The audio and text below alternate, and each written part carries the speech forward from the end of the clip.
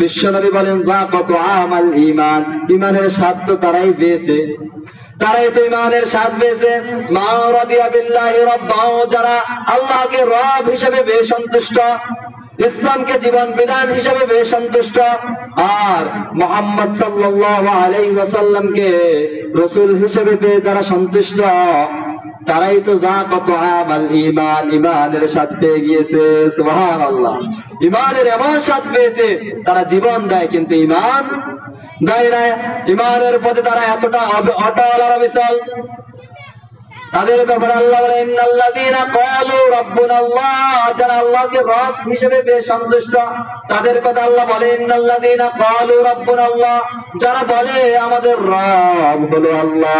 আমাদের রবকে বলেন, যারা বলবে আমাদের রব আল্লাহ, আরে রব আল্লাহ এই কথা স্বীকার করলে কিন্তু নির্যাতন আসে না। রব আল্লাহর হুকুমকে বাস্তবায়ন করতে গেলে বিভিন্ন ভাবে নির্যাতন আসে, রাষ্ট্রীয় ভাবে নির্যাতন আসে, জেল দেওয়া হয়, জুলুম দেওয়া হয়, ফাঁসি দেওয়া হয়, রিমান্ড দেওয়া হয়। যখন রব আল্লাহ এই কথা স্বীকার করার পরে সেই রবের আইন যখন সমাজে বাস্তবায়ন করতে চায়, তখন কি করা হয়? জেল জুলুম আর ফাঁসি দিয়ে তাদেরকে শেষ করে দেওয়া হয় খুবাইবের মতো।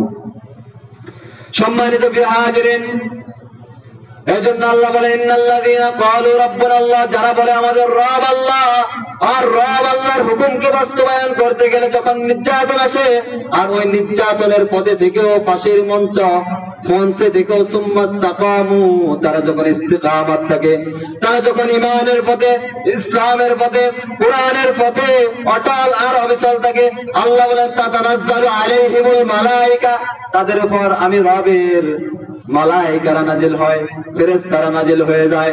আর ফেরেশতারা নাজিল হয়ে বলে আল্লাহ তাখাফু, তোমরা ভয় পেও না। এই ফাঁসির রশি দেখে, এই রিমান্ড দেখে, এই জেল দেখে, জুলুম দেখে আল্লাহ তাখাফু, তোমরা ভয় পেও না। ওয়ালা তাহজানু, তোমরা হতাশ হও না।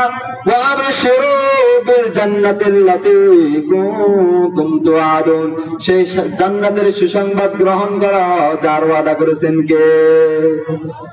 সেই জান্নাতের পথে আমরা, সেই জান্নাত আমরা চাই না বলেন? সেই জান্নাতের যদি যেতে চায় তাহলে এই কোরআন দিয়ে আমাদের জীবনকে, আমাদের সমাজকে, আমাদের রাষ্ট্রকে গঠন করতে হবে।